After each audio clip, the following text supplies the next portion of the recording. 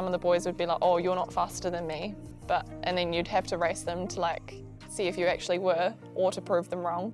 From beating the boys during school lunchtime to footing it with the best in the world, as sprinter Zoe Hobbs tells Dana Johansson, her path to becoming New Zealand's fastest woman has been a long process. The crowd, the cameras, the hype.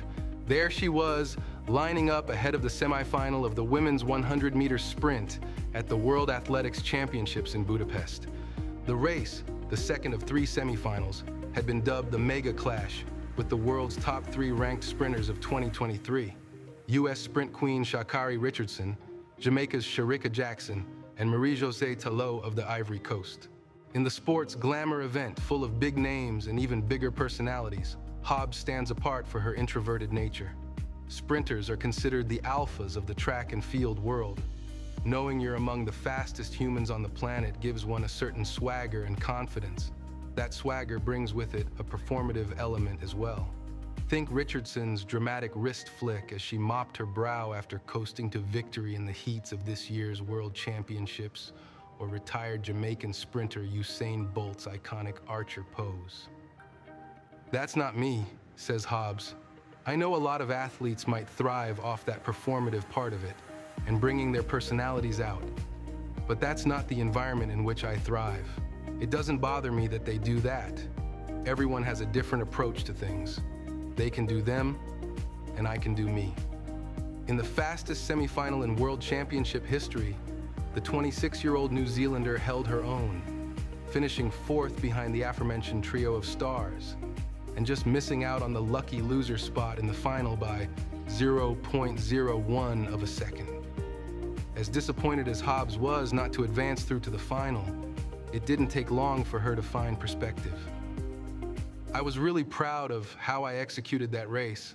I thought it was the best executed race I've had all international season, and if it was wind normalized, it was my equal fastest time of the whole season. I think the reassuring thing was being able to do it when it mattered as well at the World Champs. It has been a long process of getting to the point where Hobbs felt she belonged in that environment, like she wasn't an imposter. She recalls turning up to the World Championships in Doha in 2019 and feeling completely out of her depth. Overawed by the big-name sprinters in her field, Hobbs was overly deferential to her competitors, giving them free rein on the warm-up track. I remember I was warming up and I stepped out of the lane to let someone else go because I didn't feel like I belonged there. Whereas now I've reshifted the mindset and it's like you have equal right to have that lane. From Doha to now is completely different. My self-belief has evolved a lot and I have completely different performance goals. Different goals and different outcomes, as it turns out. Hobbs's performances in Budapest capped off a breakthrough year in which the Taranaki-based athlete established herself as New Zealand's newest and most reluctant sports star. When it comes to her athletic feats, Hobbs has always preferred to let others do the talking for her. One of her earliest promoters was older brother Connor, who would force Hobbs to race all the boys in his class. Her school lunch hours were spent blitzing her way up and down the school field at Nier Primary in Stratford, as Connor ended up challenger after challenger. My brother would make me race all the boys who thought they were faster than me. Like cocky little boys, they all thought, yeah, I'm faster than a girl. Then my brother would be like, nah, she'll beat you. So yeah, that was me, bare feet on the field every lunchtime. But did she win? Yes, she sure did. Connor was right to have been confident. It was clear early on that his younger sister was a prodigious talent. By the age of 8, Hobbs was running the 100-meter in under 15 seconds, breaking Taranaki age group records. Still, it wasn't until her final year of secondary school at New Plymouth Girls High School that Hobbs began to focus on athletics, having also been a standout on the netball and basketball court.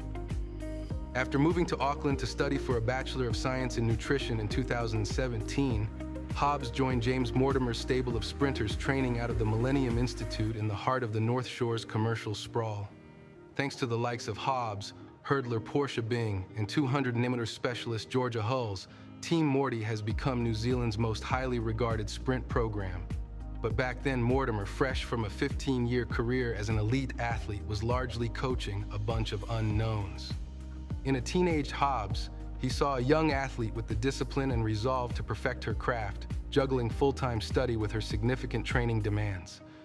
Zoe's determination and discipline is phenomenal, Mortimer said.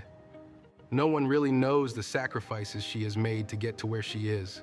She's been so dedicated on a lot of levels. That juggling act continued until as recently as last year, with Hobbs working full-time as a nutritionist, before paring it back to part-time ahead of the Commonwealth Games and last year's World Championships. It meant squeezing in a gym session in the morning and track work at night after work, along with plenty of weekend sessions. This year, a funding boost from High Performance Sport NZ, along with partnership opportunities thanks to her growing profile, have allowed Hobbs to put her nutrition work on the back burner for now. A development she says has been a game changer performance-wise. Yeah, very lucky that my parents up until now have supported me, because if they didn't, then I don't know if I would have been able to sustain doing athletics, to be completely honest. I never thought I would get to be in the position I am now and be able to be a professional athlete. My biggest thing with going away to Europe this year was being able to switch off and just be an athlete and focus on qualifying for the Olympics and my build to the world champs. People would ask you, oh, are you going to Tokyo? And then you feel like you would have to justify yourself. Or you would, like, I then went overseas and I still got the same questions from people. So it's almost like I just couldn't escape it. Having toiled away in the background for so long, Hobbs says it feels strange to suddenly be getting recognition for what she's doing. Zoe Hobbs. Zoe Hobbs, record after record this season. Zoe Hobbs, national champion. Oh, I forgot how many times, so many times. Athletics typically doesn't garner many headlines outside of medalists at big international events, but Hobbs' trailblazing feats in one of the sport's glamour events has brought unprecedented interest. The star's progress throughout the season has been breathlessly reported, with her appearances at even minor events covered. It has helped that virtually every outing for Hobbs this season has brought with it a new record or milestone. When Hobbs lined up at the national championships at Wellington's Newtown Park in March, she had fairly modest goals. The meet was her first event of the New Zealand domestic season, having missed much of the summer recovering from a hamstring injury. She hoped for a solid first hit out to give her something to build on as she targeted the European season. So when 10.89 seconds flashed up on the board as she crossed the finish line in the final, Hobbs was uncharacteristically animated. While the time would not officially count in the record books, as the plus 3.4 meters per second tailwind was above the legal limit, it was nevertheless a significant breakthrough. In women's sprinting, 11 seconds is considered a magic mark for the 100-meter event. Breaking through that barrier puts athletes in another echelon, one occupied by world and Olympic finalists. It was a complete shock, says Hobbs, whose personal best at that time was 11.08 seconds. A week later, Hobbs made her status as a sub-11 sprinter official, running 10.97 at the Sydney Track Classic, a New Zealand and Oceania record time, making her the fastest woman on the continent. But outside of the World Championships, she really wanted to qualify for the 2024 Olympic Games in Paris. A day after the qualifying period opened on July 1st, Hobbs ticked off that goal at the Resisprint event in Switzerland, running 10.96 in the heats to eclipse the World Athletics automatic qualifying standard of 11.07 and lower her national record once again. For Hobbs, meeting the notoriously tough world qualifying standards was a massive weight off my shoulders, having missed out on selection for the Tokyo Olympics in 2021. It's been a long time since we've seen a black singlet in the sprinting events at an Olympics. Hobbs stands to become the first New Zealand woman in 48 years to compete in the 100-meter event. Having been encouraged early on in her career to consider switching her focus to hurdles, or even the 200-meter distance, where it was thought she might have a better chance of competing internationally, Hobbs says she hopes that she has proven it is possible to have success, outside of the disciplines New Zealand has traditionally been renowned for.